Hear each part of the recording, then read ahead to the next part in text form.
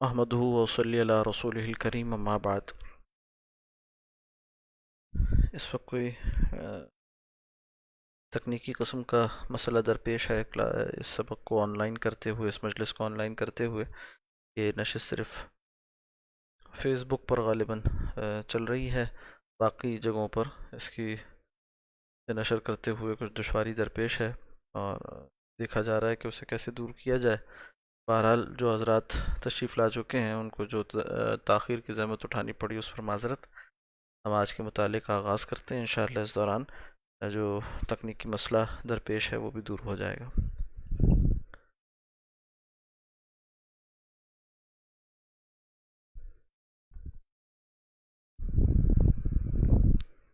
کتاب دل کی دنیا،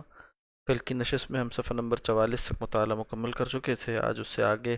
عنوان مقام شوق و انس اور رضا بالقضاء کا عنوان ہے، جسے ہم شروع کرنے جا رہے ہیں۔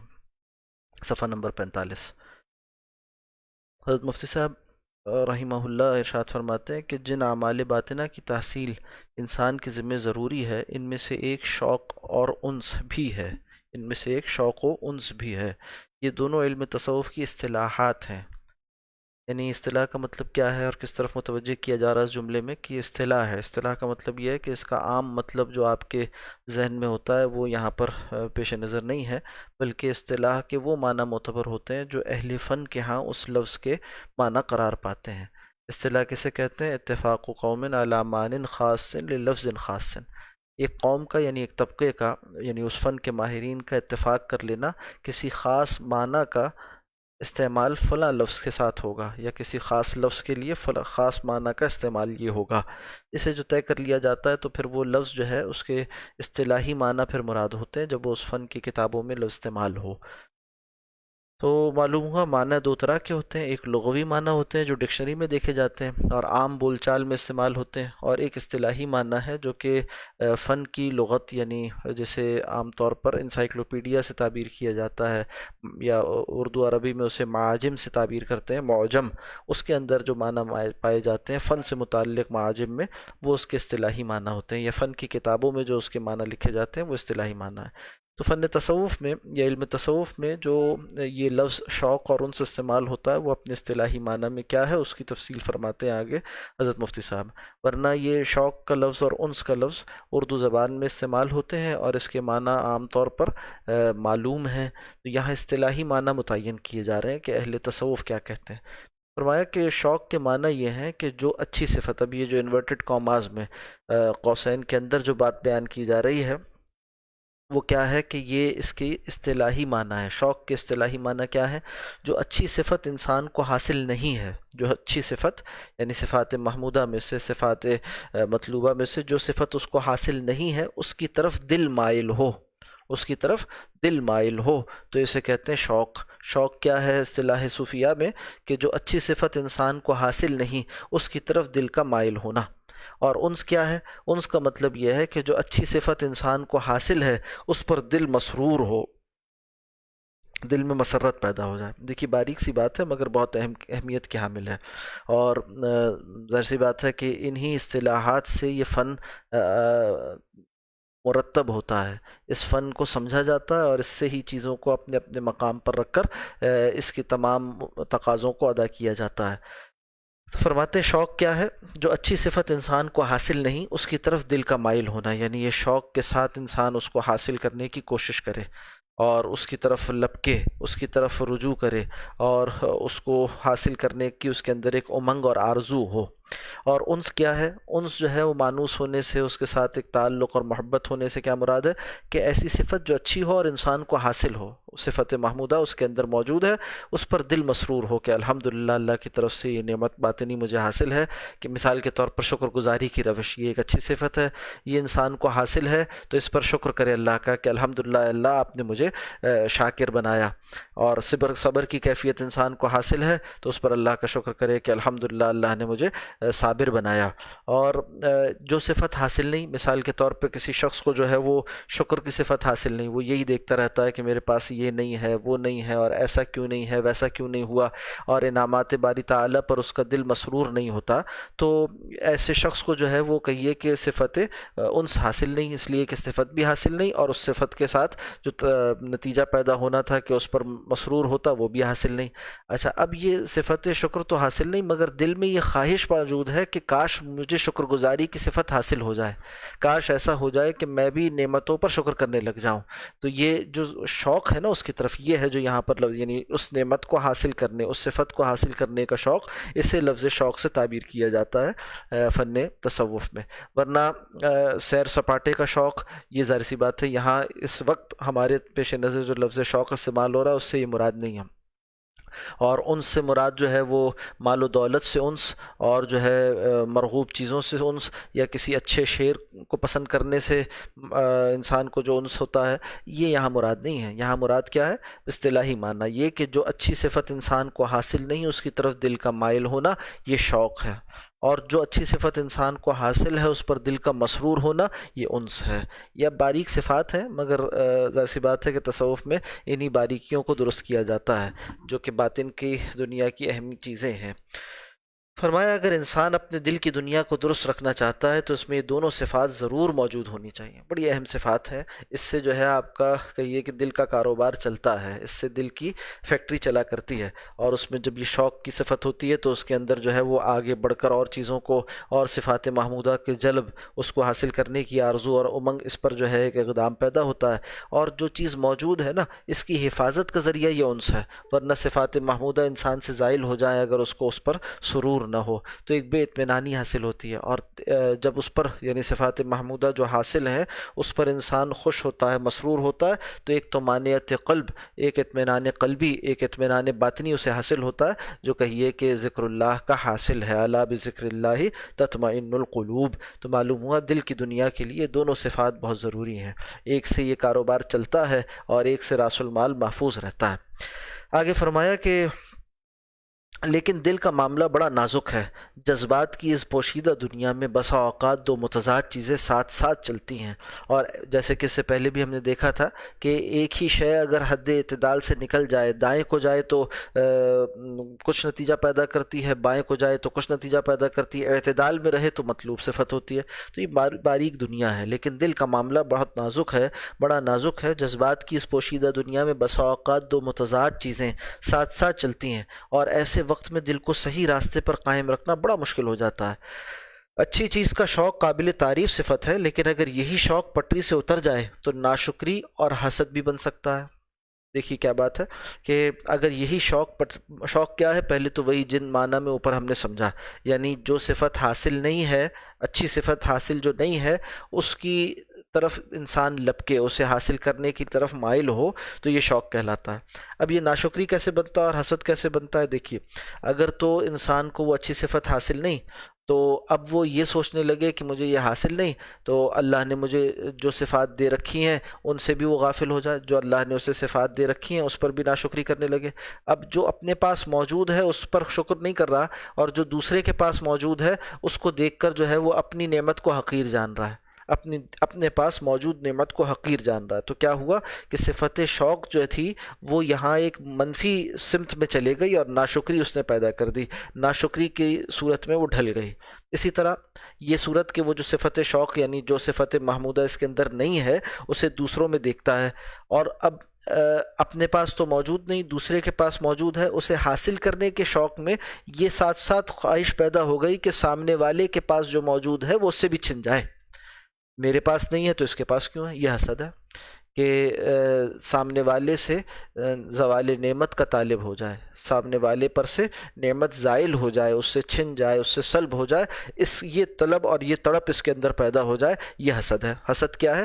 جس کے پاس نعمت کو دیکھے اس سے نعمت کے چھن جانے کے اس کے اندر جذبات پیدا ہو جائیں، تو یہ حسد کے جذبات ہیں۔ اچھا آپ دیکھیے کتنی باریک بات ہے، وہی جذبہ شوق جو بہت مطلوب بات تھی، پسندیدہ شے تھی، جس سے کہ صفت باطنی جس سے کہ دل کی دنیا آباد ہوتی ہے صفت باطنی سے، وہی اگر عدم اعتدال کا شکار ہو گئی تو ایک سمت کو ناشکری پیدا کرے گی اور دوسری سمت کو حسد پیدا کرے گی، اور یہ ناشکری اور حسد کیا ہے؟ یہ تو باطن کے رذائل ہیں، یہ تو باطن کی دنیا اجاڑنے والی چیز ہے، یہ تو کہیے کہ دل کی دنیا میں خزاں لانے کا سامان ہے، خزاں رسیدگی کا سامان ہے۔ تو کیا ہوا کہ وہی چیز جو کہ بہار کا سامان تھا وہ خزاں کا ذریعہ بن سکتا ہے اگر اس کو صحیح سے نہ سمجھا گیا، یا یہ کہ اس کا صحیح تعین نہیں ہوا، اس کی صحیح تشخیص نہیں ہوئی، یا ان جذبات کو صحیح رخ پر ڈالنے والا اسے دستیاب نہیں تھا، یعنی کوئی شیخ و مرشد دستیاب نہیں جو اسے بر وقت اس کے جذبات پر صحیح صحیح بات بتلا سکتا ہے۔ آپ دیکھیے عملی بات کیا ہے، یہی وہ چیزیں ہیں باریک باریک جس سے انسان جو ہے جس موقع پر جب مبتلا ہوتا ہے،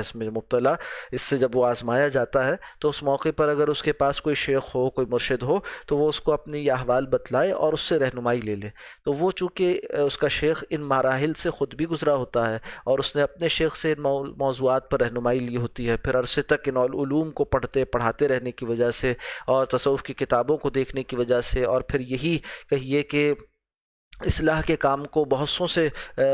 برتنے کی وجہ سے اس کو ایک تجربہ حاصل ہو جاتا ہے، ایک باطنی بصیرت حاصل ہو جاتی ہے۔ پھر یہ کہ اس پورے سلسلے کی ایک برکت ہے، اس پورے سلسلے کی ایک تجربہ ہے جو نسل بعد نسل منتقل ہوتا ہے، اس سے فائدہ اٹھاتے ہوئے وہ اصلاح کرتا ہے، بتاتا ہے کہ ہاں یہ آپ کی جو صفت اس وقت ہے یہ ناشکری نہیں ہے، یہ حسد نہیں ہے، یہ اپنی جگہ انس ہے، یا یہ شوق ہے، اور یا یہ کہ خدا نخواستہ آپ کی یہ صفت جو ہے وہ شوق نہیں ہے بلکہ یہ حسد ہے، تاکہ اس کی آپ اصلاح کریں۔ پھر علاج بھی تجویز کرتا ہے۔ تو ہمارے مشائخ کے یہاں یہ طریقہ رہا، اور قریب زمانے کے مشائخ نے بھی اس کو اختیار کیا، اور آج بھی جو ہے وہ نوعیتوں کے فرق کے ساتھ اسے مشائخ کے ہاں متداول پاتے ہیں۔ وہ طریقہ کیا کہ وہ کہتے ہیں کہ بھئی جو بھی اصلاح کا طالب ہونا اسے چاہیے کہ اپنے احوال پر نظر رکھے، اور نظر رکھتے ہوئے کیسے اس کو پتہ چلے گا کہ مجھے کن چیزوں پر نظر رکھنی ہے؟ اس کے لیے ذریعہ یہ ہے کہ تصوف کے دروس میں شرکت ہو، اللہ والوں کی صحبت میں شرکت ہو، اصلاحی مجالس میں شرکت ہو، اور وہاں سے یہ ہو کہ یہ موضوعات نکھر کر سامنے آئیں۔ اس وقت بھی جو ہماری اس نشست میں ان موضوعات کو ہم پڑھ رہے ہیں، یہ ہمارے لیے، ہم سب سالک ہیں، اللہ کے راستے پر چلنے والے لوگ ہیں، تو ہم چاہتے ہیں کہ ہمارا باطن سنور جائے اور ہماری آخرت بن جائے، اور ہم بگڑنے سے اور ہمارا باطن بگڑنے سے بچ جائے۔ تو اس کے لیے یہ موضوعات ہمارے سامنے جو ہو سکتا ہے زندگی کا ایک بڑا حصہ گزارنے کے باوجود، اور ہو سکتا ہے قرآن و سنت کے پڑھنے اور پڑھانے کے باوجود، اور ہو سکتا ہے کہ بہت سی دینی مشاغل رکھنے کے باوجود آج تک ہمارے سامنے نہ آئے ہوں، اس لیے کہ اکثر لوگ اس سے غافل ہیں۔ اور یہ صوفیاء اکرام کا فیض ہے کہ جس کے ذریعے سے دین کی اس اہم رہنمائی کی جانب لوگ متوجہ ہوتے ہیں۔ تو اس کو سامنے لایا جائے تاکہ ایک شخص کو معلوم ہو کہ وہ کیا کیا چیزیں ہیں جس کا مجھے اپنے باطن میں جائزہ لینا ہے اور ٹٹول کر دیکھنا ہے۔ اب جو چیزیں سامنے آئیں تو کیا کریں؟ تو ایک صفحہ لے لیا جائے، اس کاغذ کو درمیان سے آدھا کر لیں، ان معنی میں کہ فولڈ کریں، درمیان میں ایک کریز آ جاتی ہے، ایک لکیر بن جائے گی۔ اب دائیں جانب جو ہے وہ بسم اللہ الرحمن الرحیم لکھیں، اور اس کے بعد اپنے احوال کو لکھا جائے۔ یہ ہے اطلاع، اپنے احوال کو لکھا جائے کہ بھئی مجھے اپنے اندر جو ہے نا وہ یہ کیفیت محسوس ہوتی ہے، میں دیکھتا ہوں کہ شاید مجھے حسد ہو رہا ہے، مجھے یہ ایسا احساس ہوتا ہے، مجھے یہ احساس ہوتا ہے۔ اپنے احوال کو لکھیں، اور یہ جو احوال ہیں ان کو لکھنے کے بعد وہ جو بائیں جانب کا خالی حصہ ہے اس کو خالی چھوڑ دیں تاکہ شیخ کو سہولت رہے، اور اس کو جو ہے وہ پھر ارسال کر دیں تاکہ، اور شیخ کی خدمت میں پیش کر دیں تاکہ وہ اس کے آگے دوسری جانب، یعنی جو بائیں ہاتھ کا خالی حصہ تھا صفحے کا، اس میں ہی آپ کے مسئلے کے بالمقابل، یعنی جو اطلاع تھی اس کے بالمقابل، اس مرض یا کیفیت کے بالمقابل یہ درج کر دے کہ یہ کیفیت کیا ہے، محمود ہے، پسندیدہ ہے، یا مذموم ہے، یا یہ کہ قابل اطمینان ہے یا قابل تشویش ہے، یا یہ کہ آپ کی تشویش بیجا ہے یا آپ کی تشویش بجا ہے، یا یہ کہ اس کی یہ مرض ہے تو کون سا مرض ہے، اور یہ مرض ہے تو اس کے لیے علاج کیا ہے۔ تو یہ تجویز ہو گئی، پہلے تشخیص پھر اس کے بعد تجویز۔ وہ تشخیص و تجویز کر کر آپ کو صفحہ واپس کر دیں، اس صفحے کو پھر اپنے سامنے رکھ کر وہ جس میں تجویز ہوگی ایک بات کہ بھئی یہ تشخیص ہے، مرض یہ تھا اور اس کی یہ تشخیص ہے، تشخیص کے بعد یہ تجویز، یعنی یہ آپ نے علاج اس کا اختیار کرنا ہے۔ وہ جو معالجہ بتائے اس کے نتیجے میں شیخ ہو سکتا ہے کوئی مجاہدہ بتلائے، کوئی شے چھوڑنے کو کہے، کوئی شے اختیار کرنے کو کہے، یہ ہے وہاں سے علاج کا آغاز ہو گیا۔ اب یہاں کرنا کیا ہے؟ یہ جو اطلاع کی تھی نا، اب اس پر جو علاج تجویز ہوا اس کی اتباع کرنی ہے۔ اب جب یہ اتباع کریں گے تو انشاءاللہ العزیز اصلاح کے راستے کھلتے چلے جائیں گے۔ یہ ہے طریقہ کار ہمارے ہاں مشائخ کا خانقاہوں میں رائج، جس کے ذریعے سے باطن کی صفائی اور اصلاح کا سامان ہوتا ہے۔ تو فرمایا کہ اب یہاں رک کر یہ بات بھی کہہ دینا اچھا ہے کہ ایک جانب دیکھیے یہ ہے اصل میں تصوف جس کا آج آپ کے سامنے ذکر ہو رہا ہے، نشستوں میں ذکر ہو رہا ہے، مگر بدقسمتی سے آج تصوف کسے سمجھ لیا گیا ہے؟ ان باتوں سے کسی کو واقفیت ہے؟ لوگ سمجھتے ہیں تصوف نام شاید مزاروں پر جانے اور وہاں چادریں چڑھانے کا ہے، یا بعض عرس میں منانے کا ہے، یا یہ کہ قبروں کا طواف کرنا ہے، ان کو سجدے کرنے ہیں، اور جناب اسی طرح کچھ میلے ٹھیلے ہیں، اور کچھ جو ہے وہ اسی طرح کے مشاغل ہیں بس، یا یہ کہ ہاتھ چومنا ہے اور پیر چومنا ہے اور سجدے کرنے ہیں اور نذرانے دینے ہیں اور نذرانے وصول کرنے ہیں، اور اسی طرح کی کچھ اور باتیں، جھاڑ پھونک کو کہیں تصوف سمجھ لیا گیا، کہیں جو ہے تعویذ گنڈوں کو تصوف سمجھ لیا گیا، کہیں جو ہے وہ بس اسی طرح کی بعض چیزوں کو تصوف سمجھ لیا گیا، کہیں جو ہے نہ صرف رسمی بیت کو کافی سمجھ لیا گیا کہ بس ہم تو فلاں سے بیت ہیں تو بس بیڑا پار ہے، کہیں یہ سمجھ لیا گیا ہے تو بس نسبت ہی کافی ہے اور اس سے ہی بیڑا پار ہو جانا ہے، اس طرح کی اور بہت سی باتیں۔ تو سوچنے کی چیز ہے کہ یہ تو ایک کرنے کا جیسا کام ہے، یہ تو کرنے جیسا کام ہے، یہ تو کرنے کا ایک کام ہے جس سے صبح شام فکر میں رہ کر، اپنے نفس کی اصلاح کی فکر میں رہ کر، اس میں اپنے لیے معاون استاد مربی شیخ کا تعین کر کر، پھر اس کے بعد اپنی اصلاح کے لیے جیسے ایک ڈاکٹر کا انتخاب کیا جاتا ہے، اس کے بعد اپنا علاج کروایا جاتا ہے، اس کے جو تقاضے ہوتے ہیں پرہیز کے اور جو تقاضے ہوتے ہیں دوا کے، ان کو اختیار کیا جاتا ہے اور پھر صحت مند ہو جاتے ہیں، صحت یاب ہو جاتے ہیں۔ اسی طرح سے اس راستے میں بھی محنت کی ضرورت ہے۔ آگے فرمایا کہ ناشکری اور حسد بھی بن سکتا ہے، لیکن اگر معاملہ صرف یہاں تک ہے کہ اچھی چیز کی طرف دل مائل ہوتا ہے تو لائن درست ہے۔ یعنی اب یہاں دیکھیے تشخیص ہو گئی کہ اگر تو معاملہ صرف یہاں تک ہے کہ اچھے صفت کو حاصل کرنے کے لیے دل مائل ہوتا ہے تو فرما رہے حضرت مفتی صاحب کہ لائن درست ہے، لیکن اگر انسان اس کو ذرا آگے بڑھا کر اپنی تقدیر کا شکوہ شروع کر دے تو یہی چیز ناشکری ہو گئی کہ اے اللہ تو نے مجھے کیوں نہیں دیا، اے اللہ مجھے ایسا کیوں رکھا، اور یہ جو شکوہ شکایت ہے تو اب یہاں سے معلوم ہوا ناشکری ہو گئی۔ اور اگر دوسرے کے پاس دیکھ کر جلنے لگے تو یہی حسد بن گیا۔ اسی طرح اگر انسان اپنی کسی نیکی پر خوش ہوتا ہے اور اس کی وجہ سے ضمیر کا اطمینان و سکون محسوس کرتا ہے، انسان اپنی کسی نیکی پر خوش ہوتا ہے اور اس کی وجہ سے ضمیر کا اطمینان و سکون محسوس کرتا ہے تو یہ انس ہے، یعنی وہ مطلوبہ کیفیت ہے جس کا اوپر ذکر ہوا، اور قابل تعریف ہے اور ایمان کی علامت ہے۔ چنانچہ حدیث میں ارشاد فرمایا گیا اذا سرت کا حسنت کا وساعت کا سیئت کا فانت مومن۔ مسعود احمد کی روایت ہے کہ جب تمہیں اپنی نیکی خوش ہو یعنی اچھی لگے اور اپنی برائی بری لگے تو سمجھ لو کہ تم مومن ہو، یعنی نیکی کر کر تمہیں ایک اطمینان و طمانینت کی کیفیت محسوس ہو۔ اب دیکھیے حدیث میں جو بات آئی، اسی بات کو صوفیاء نے انس کے لفظ سے تعبیر کر دیا، جیسے کہ اور بھی اصطلاحات ہوتی ہیں، فقہ والوں کی اپنی اصطلاحات ہوتی ہیں۔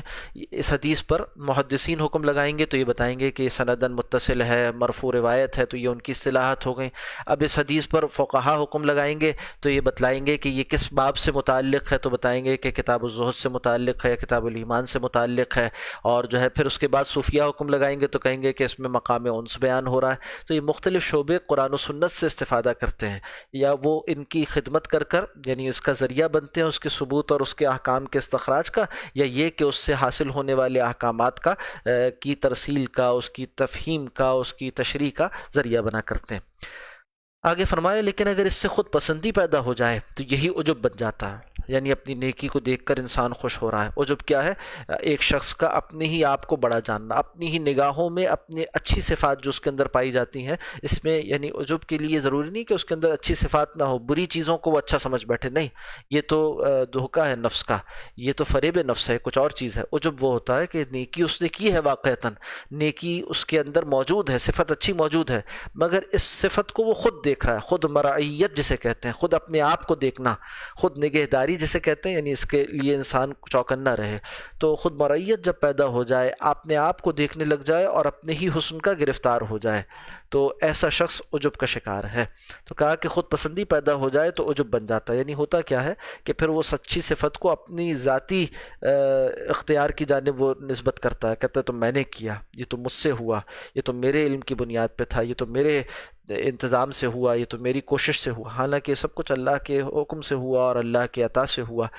تو اگر اللہ کی طرف اسے منسوب کرے تو یہ کہیے کہ مقام انس پر رہے گا، اور اگر اپنی جانب منسوب کرنے لگے اس نیکی سے پیدا ہونے والی خوشی اور سرور کو تو یہ عجب بنتا جاتا ہے، جو دل کی ہلاکت کا شاید سب سے بڑا سامان ہے۔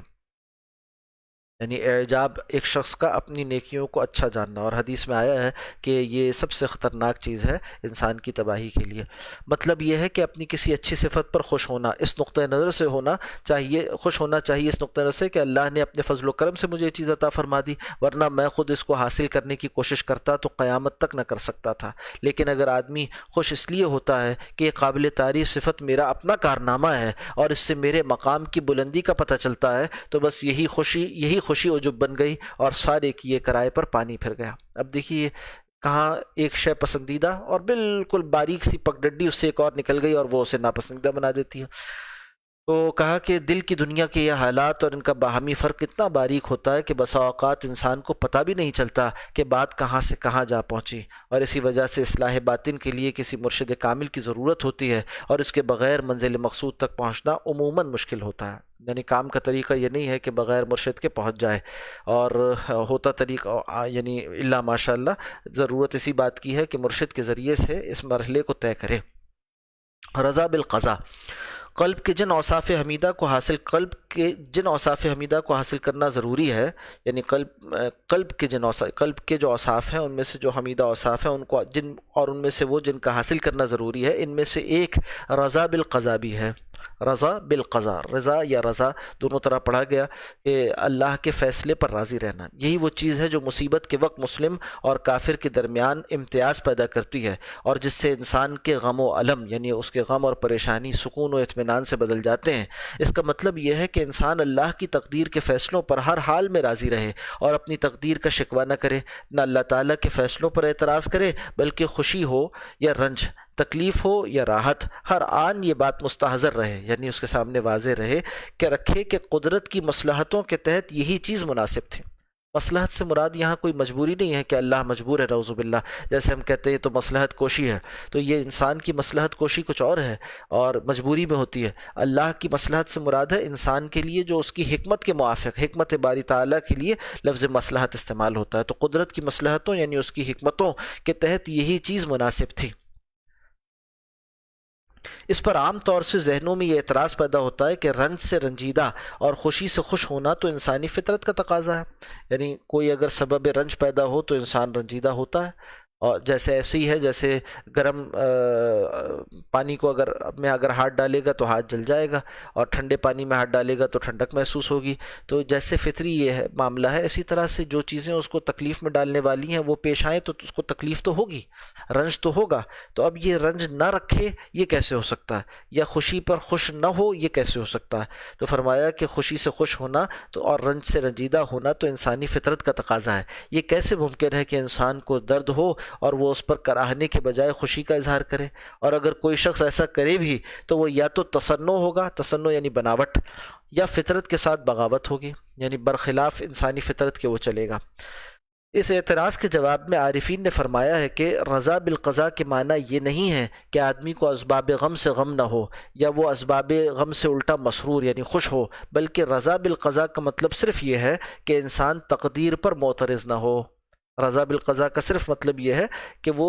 تقدیر پر معترض نہ ہو، یعنی موقع رنج پر زبان سے وہ کلمات کہے جو اللہ کو راضی کرنے والے ہیں، خلاف شرع بات زبان پر نہ لائے، اعتراض زبان پر نہ لائے، دل میں غم کی کیفیت ہے مگر اللہ کی طرف اسے منسوب کر اور جو ہے مورد الزام ٹھہرانا، شکوہ شکایت کرنا، نالہ و شیون سے کام لینا، یہ اس کا طریقہ نہیں ہے۔ اگر ایسا نہیں کرتا تو اس کا مطلب یہ ہے کہ پھر یہ معترض نہیں ہے اور رضا بالقضاء کا حامل ہے۔ دل میں غم کا ہونا یہ تو فطری بات ہے، اللہ کا شکوہ نہ کرے، ورنہ تکلیف کو تکلیف سمجھنا رضا بالقضاء کے خلاف نہیں ہے، بلکہ اس تکلیف میں اللہ سے مانگے اور یہ کہے کہ اللہ میں آپ کی رضا پر راضی ہوں اور آپ کے فیصلے پر، آپ کی قضا پر راضی ہوں، آپ کے فیصلے پر راضی ہوں، اور اللہ سے خیر مانگتا رہے۔ تو فرمایا کہ رضا بالقضاء کے خلاف نہیں۔ ہاں البتہ بعض صوفیہ اکرام پر یہ رضا بالقضاء بطور حال طاری ہو جاتا ہے، یعنی وہ ایک ایسے مقام اور مرتبے کو پہنچ جاتے ہیں اس وقت یہ حال ان کی طبیعت ثانیہ بن جاتا ہے، اس کے بعد واقعتاً انہیں تکلیف سے تکلیف نہیں ہوتی، وہ رنج و مصیبت میں بھی مست اور مسرور رہتے ہیں، یہ خاص کیفیت ہے۔ لہٰذا جن صوفیاء سے یہ منقول ہے کہ وہ اسباب غم پر خوش ہوئے، اسی غلبہ حال پر محمول ہے۔ یعنی ان کو معذور جانا جائے گا، وہ اس درجے پر پہنچ گئے جس پر کہ کہیے کہ جس جو مطلوب تو نہیں تھا، جیسے آگے مفتی صاحب فرماتے ہیں کہ جو محمود و قابل تعریف تو ہے، یعنی ان معنی میں کہ اب یہ اللہ کی طرف سے آنے والی سختیوں پر بھی اس طرح سے راضی رہتے ہیں کہ اس میں بھی ان کو لطف آتا ہے کہ اللہ نے آزمایا ہے تو اللہ کی آزمائش ہے، اور اس میں جو ہے وہ سرور کی کیفیت سے سرشار رہتے ہیں۔ تو یہ خاص کیفیت ہے جو قابل تعریف تو ہے لیکن مطلوب و مقصود نہیں، یعنی اس کو شریعت نے مطلوب و مقصود نہیں بنایا کہ انسان ایسا کرے گا تبھی وہ کامیاب ہے یا تبھی وہ مطابق شرع ہے، بلکہ اللہ نے ہم مجبور اور کمزور انسانوں کو یہ مارجن دے رکھا ہے، یہ رخصت دے رکھی ہے کہ اگر دل میں غم ہے تو دل میں رکھو، زبان پر شکوہ و شکایت نہ لاؤ، تو تب بھی تم درجہ مطلوب پر ہو، تب بھی تم درجہ مقصود پر ہو انشاءاللہ۔ بہرکیف رضا بالقضاء کا اصلی مفہوم یہ ہے کہ رنج و مصیبت کے حالات میں بھی انسان کے منہ یا دل سے کوئی شکایت کا کلمہ نہ نکلے، اس کے بجائے اس کی زبان ہر وقت اللہ کے شکر اور اس کی حمد ہی سے تر و تازہ رہے۔ چنانچہ سرکار دو عالم صلی اللہ علیہ وسلم کی تلقین یہ ہے کہ انسان کو جب کوئی رنج و تکلیف پیش آئے اسے یہی کہنا چاہیے کہ الحمدللہ علی کل حال۔ آپ صلی اللہ علیہ وسلم کا طریقہ تھا، حدیث میں آیا کہ آپ جو ہے وہ جب کوئی سخت تکلیف کی کیفیت بھی پیش آتی تو آسمان کی طرف نگاہ مبارک اٹھا کر دیکھتے اور ریش مبارک داڑھی مبارک پر ہاتھ پھیرتے، اپنے قبضے کو یعنی ہاتھ کو جو ہے پوری مٹھی اپنی ریش مبارک پر پھیرتے اور آسمان کی طرف دیکھتے ہوئے یہ کلمات کہتے الحمدللہ علی کل حال، تمام تعریف اللہ کے لیے ہے ہر حال میں، یعنی ہر حال میں، یعنی حال سختی والے حال میں بھی اور کشادگی والے حال میں بھی اور پریشانی والے حال میں بھی اور خوشی والے حال میں بھی ہم اللہ کی تعریف ہی بیان کرتے ہیں۔ آج یہاں تک رکھتے ہیں، انشاءاللہ مطالعے کو کل اس سے آگے آغاز کریں گے۔ یہ بات چند سوالات ہیں، چل گیا تھا باقی۔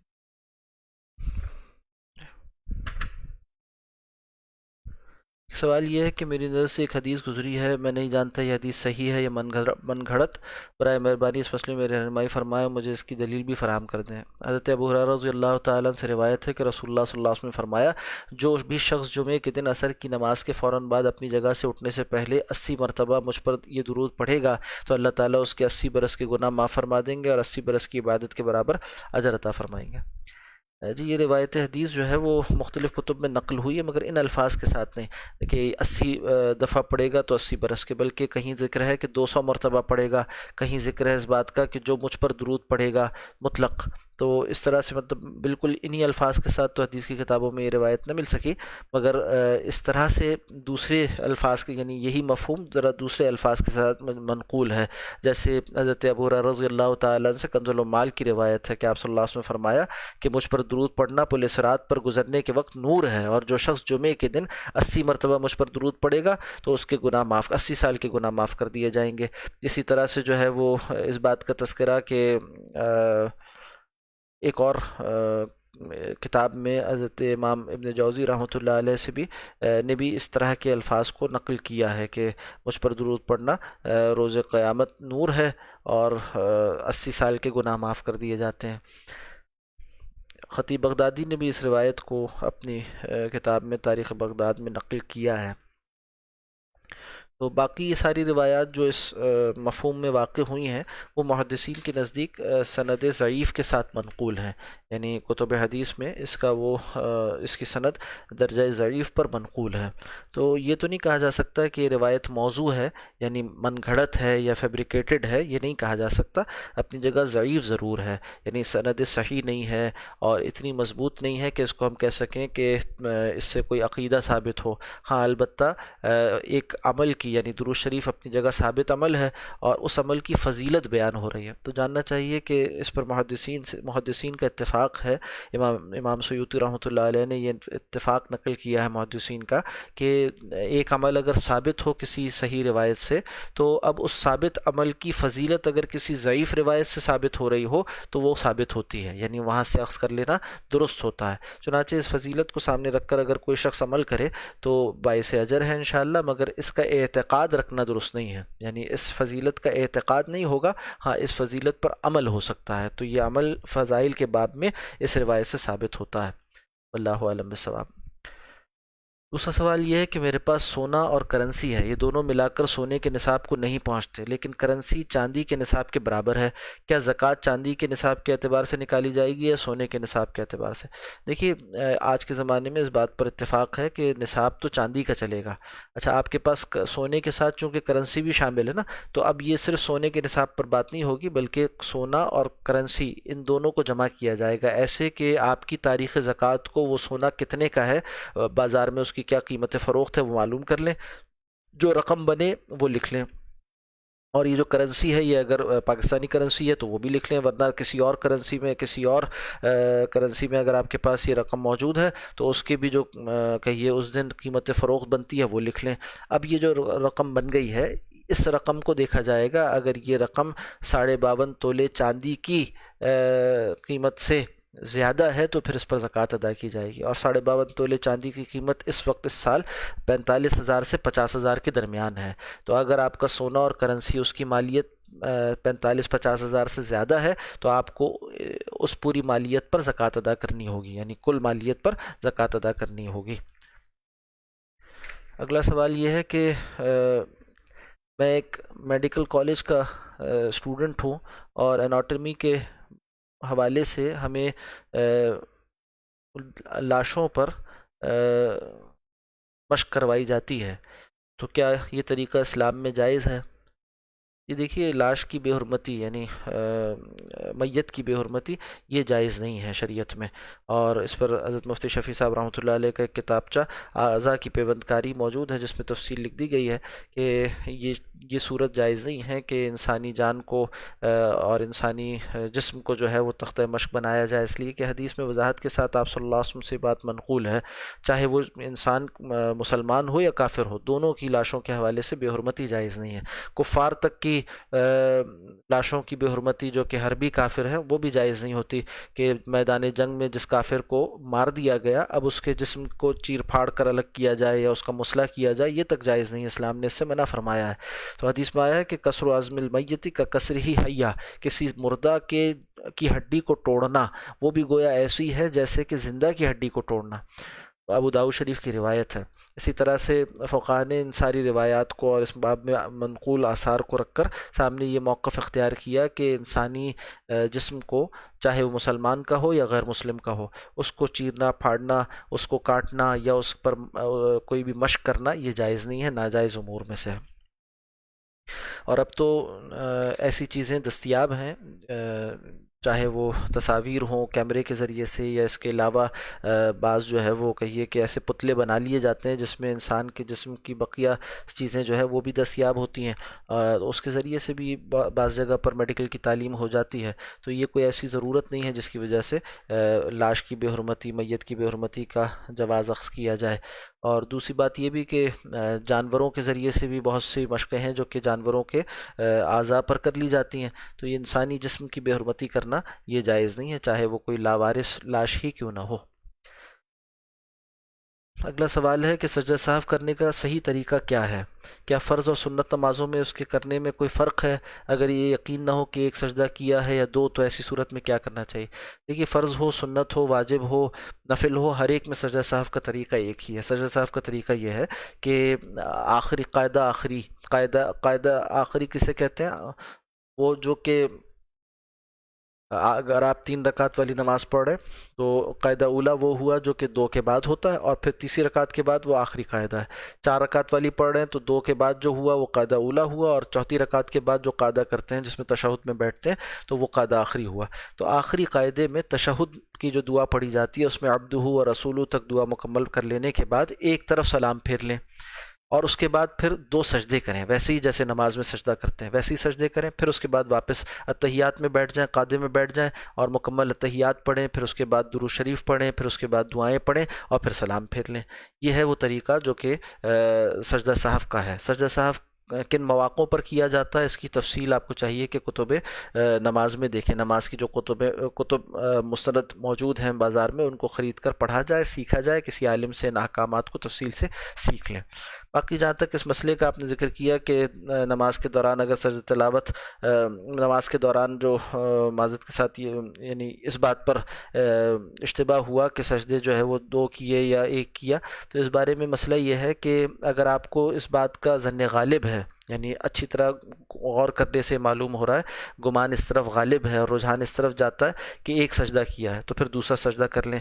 اور اس طرح سے جیسی نماز کے دوران ہی اگر یہ خیال متعین کر لیا ہے تو پھر سجدہ سہو کی ضرورت نہیں، اور اگر ظن غالب یہ ہو کہ دو سجدے کیے ہیں تو پھر بھی سجدہ سہو کی ضرورت نہیں، یعنی طے ہو گیا دو کر لیے تو اب تو نماز درست ہے، اور اگر کسی ایک طرف جو گمان نہ جاتا ہو، ظن غالب کسی جانب نہیں، تو پھر ایک مزید سجدہ کر لیں اور پھر سجدہ سہو کر لیں، اس طرح سے آپ کی نماز درست ہو جائے گی، یعنی گمان غالب کا اعتبار ہوگا، اگر اس طرف ذہن جاتا ہے کہ ایک ہوا تو پھر ایک مزید کر لیں، اور اگر گمان غالب یہ ہوتا ہے کہ نہیں دو کر لیے تو سجدہ سہو کی ضرورت نہیں، اور اگر گمان غالب اس طرف جاتا ہے کہ معلوم ہی نہیں ہو رہا کہ ایک کیا یا دو کیے، یعنی کسی جانب متعین نہیں پر کر پا رہے، تو پھر ایک مزید سجدہ کر کر اور پھر سجدہ سہو کر لیا جائے تو نماز انشاءاللہ درست ہو جائے گی۔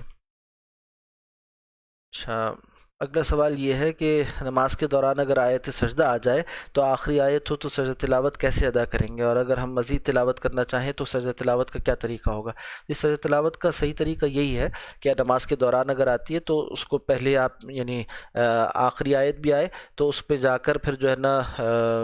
سجدہ تلاوت نماز کے دوران ادا کیا جائے گا، واپس کھڑے ہو کر مزید کچھ آیات جو اس سے آگے کے وہ پڑھ لی جائیں گی، اور اس کے بعد پھر رکوع میں جائیں گے اور رکعت پوری کریں گے۔ اچھا، اگر کوئی شخص یہ نہ کرنا چاہے اور یوں کر لے کہ آخری آیت پر رکوع میں جانے سے پہلے یہی نیت کر لے کہ یہ رکوع بھی ہے اور سجدہ تلاوت بھی ہے، تو وہ رکوع بھی کفایت کر جائے گا، جیسا کہ آپ بعض ائمہ کو دیکھتے ہیں یا بعض مقامات پر اس طرح مشاہدہ ہوتا ہے، تو اس کو بھی سمجھ لینا چاہیے کہ اگر کوئی شخص آخری آیت سجدہ تلاوت والی تھی اور اس پر وہ رکوع کر لیتا ہے اور نیت بھی یہ رکھتا ہے کہ میں اس رکوع میں سجدہ تلاوت بھی کر رہا ہوں، تو یہ بھی کفایت کر جائے گا، البتہ ایسا کرنا نہیں چاہیے، پسندیدہ نہیں ہے، فقہاء نے لکھا مستحب یہی ہے کہ اس کے بعد بھی یعنی سجدہ تلاوت کرے، پھر اٹھے اور کوئی آیات پڑھے اور اس کے بعد پھر رکوع کرے، یعنی سجدہ تلاوت کو مکمل اور مستقل کرے۔ اگلا سوال یہ ہے کہ صلاۃ الحاجات کا طریقہ کیا ہے، وضاحت فرما دیجیے۔ جی، صلاۃ الحاجت اس کا تذکرہ سنن ترمذی کی کتاب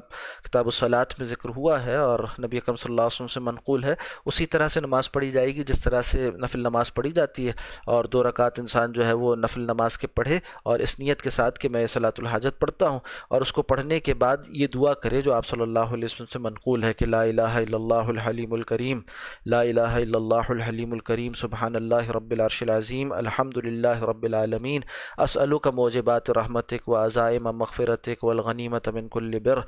والسلامت من کل اسم، لا تدع لی ذنبا الا غفرتا ولا ہما الا فرجتا ولا حاجتا ہی لک رضا الا قضیتها یا ارحم الراحمین۔ یہ دعا کتابوں میں لکھی ہوئی آپ کو مل جائے گی، اس کو پڑھ لیا جائے، یہ صلاۃ الحاجت کی دعا ہے جو حدیث میں نقل ہوئی ہے ترمذی شریف میں۔ ابھی سوالات مکمل ہوئے، کچھ دیر ذکر کر لیجئے پھر انشاءاللہ اختتام کرتے ہیں۔ درود شریف کی تسبیح پڑھ لیجئے۔ اللهم صل على سيدنا محمد وآله وعترته بعدد كل معلوم لك، اللهم صل على سيدنا محمد وآله وعترته بعدد كل معلوم لك، اللهم صل على سيدنا محمد وآله وعترته بعدد كل معلوم لك، اللهم صل على وعترته بعدد كل معلوم لك، اللهم صل على سيدنا محمد وآله وعترته بعدد كل معلوم لك، اللهم صل على كل معلوم لك، اللهم صل على سيدنا محمد وآله وعترته كل معلوم، صل على محمد وآله وعترته كل معلوم لك، صل على وآله وعترته كل معلوم لك، اللهم صل على سيدنا محمد وآله وعترته بعدد كل معلوم لك، اللهم صل على سيدنا وآله وعترته كل معلوم لك، اللهم صل على وآله وعترته كل معلوم لك، اللهم صل على محمد وآله وعترته بعدد كل معلوم لك، اللهم صل على سيدنا وآله وعترته بعدد كل معلوم، اللهم صل على سيدنا وآله وعترته بعدد كل معلوم لك، اللهم صل على سيدنا وآله وعترته اللهم صل على سيدنا كل ما لك. اللهم صل على سيدنا اللهم صل على سيدنا آله وعزته عدد كل معلوم لك. اللهم صل على سيدنا آله وعزته عدد كل معلوم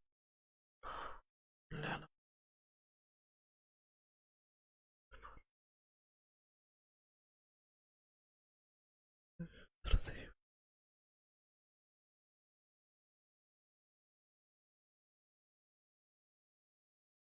اللهم صل على سيدنا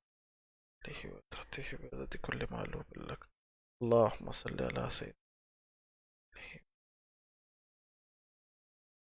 اللهم صل على سيدنا آله وكل ما. اللهم صل على سيدنا كل معلوم لك. اللهم صل على سيدنا كل معلوم لك. اللهم صل على دعاء كل معلوم لك. اللهم صل على سيدنا آله معلوم لك. اللهم صل على سيدنا محمد وآله وسلم بعدد كل معلوم لك. اللهم صل على سيدنا وآله وسلم كل معلوم لك. اللهم صل على سيدنا وآله وسلم كل معلوم لك. اللهم صل على سيدنا كل معلوم لك.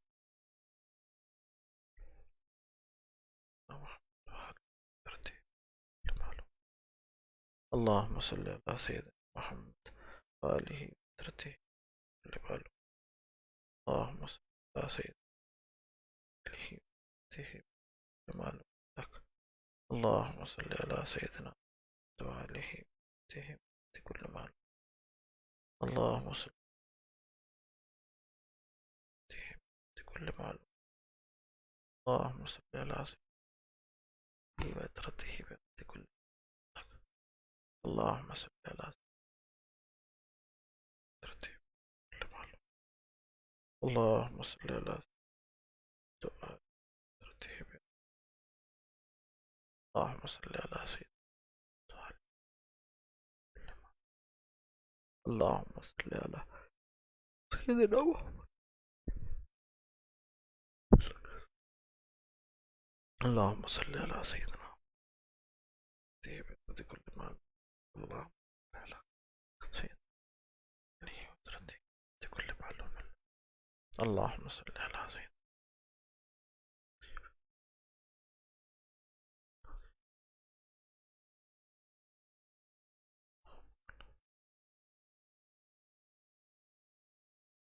اللهم صل على سيدنا محمد وآله وسلم بعدد كل معلوم لك. دعا فرما لیجیے. الحمد للہ الذی ہدانا لہذا وما كنا لنهتدي لولا ان هدانا الله. ربنا لا تزغ قلوبنا بعد إذ هديتنا وهب لنا من لدنك رحمة إنك أنت الوهاب. اللهم اقسم لنا من خشيتك ما تحول به بيننا وبين معصيتك